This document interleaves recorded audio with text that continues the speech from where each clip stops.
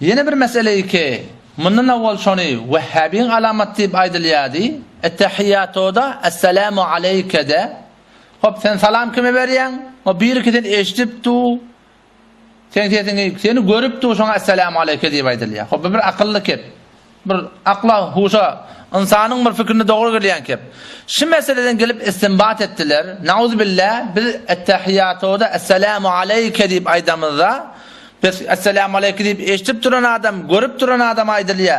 Pes onun Resulü Huda'da şu ta'da çünkü biz Peygamber'e salam veririz eyyuhen nebiyyo deyip Peygamber Huda'nın ruhu hazır nazır bolmalı deyip ayttılar. Neçe illab? Ençe mi illab? 15-20 illab ne kadar kitaplar yazılışın hakkında ki bizim akidamız şudur ha Vehhabiler min kabul ettiyenlerdir nauzubillah. Sonra yok o tahkike geldi, gurrun edildi, navar verili, hemçinali kesin hakkında ben bir navar vurdum, fitneyi bozarıp adına daktık. Bir sürü mesail yer ki halaf-ı sünnetti, ben aydip düşündürdüm Müslüman doğrular, şu Kur'an'a vura, hadise vura, Hanefi mezhebin fıkhına vura doğru deyişi. O zaman şu arada at tutmani, hiçbir lakap ya bir teleka at koymani, ne oldu bir? Biz aydip düşündürdük ki o da şi, Esselamu aleyke kaf kitap deyip ayet yartınız, şi Hanefi mezhepte doğru deyişi. Yine Hanefi mezhepte şunun hakkında iki ra'y var. Vakti ki bir adam Allah millek nevi rahmetullahi aleyh hidayet cildiyek bab-ı sıfat-ı salatta getiriyor. Haşiye hidayete. Getiriyor ki vakti bir adam ettehiyyatoda Esselamu aleyke deyip ayetiye şu bir yadigarı güya ki şu bir hikayete hali Peygamber Aleyhisselam'ın halatından Şeb-i Mi'raj'da Allah Teala bir misal bir mekan zatının yanına alıp gitti.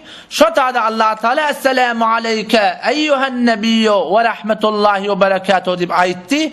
Biz de namazda şundan bir yad edip barakim Peygamber'e salam veriyet deyip ayttık. Bu bir rey.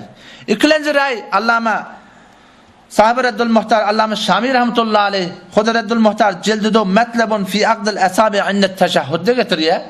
Ki vakti bir adam salam verenne ştadan güya ki öyle Peygamber Huda sallallahu aleyhi ve sellemin mübarek ruhunu öyle ştadan oturan yerinden salami veriyor deyip ayttığı.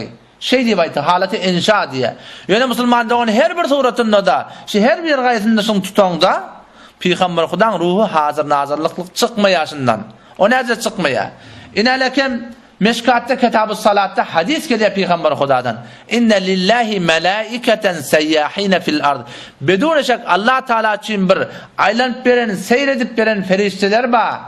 Yubelliguni min ummeti es-selame. Şol men ummetim bana salami versele, şol ummetimin salamın bana yetiriyale deyiptir Peygamber Huda. Pes vakti biz Esselamu aleyke de ya Resul Esselamu aleyke eyyuhen nebiyyo deyip aytiyaz. Ştada Kur'an'a vara, hadise vara etiqat şey ki bizim şu salamı deyip ferişteler Peygamber Huda sallallahu aleyhi ve sellem yetiriye. Yahud Hanefi mezhebin o fıkhında da geliyor. İnalekem haşiye hindiye cildi şiş sefeyi sisede bir spencinde geliyor. Bir erkek bilen bir heley karar oluyor izdivac etmeli oluyor. Hop şayet gerek tanın nikah edecek olan ağzından 2 tane şayet gerek. Mun öyle yandan öyle aklı işledip ne mi dedi diye. Gel nikah etme olsa nikah değil. Kim şayet? Onu Huda şayet Peygamber de şayet diye diye. Olamalı ştada diye şıladam diye anır baş bir günah kaçırıyor mubtala boluglu. O ne mi deyip? Çon hazır nazır bolmoqluk, hem yerde şahit bolmoqluk, hem de görüp durmoqluk. Bula Hudayın sıfatı. Hudayın sıfatı şey. Sen Peygamber Hudayın gelip barakim Allah Teala bilen dengel tiyardın, şu bir uluqam bir günah kaçırık Müslüman doğan.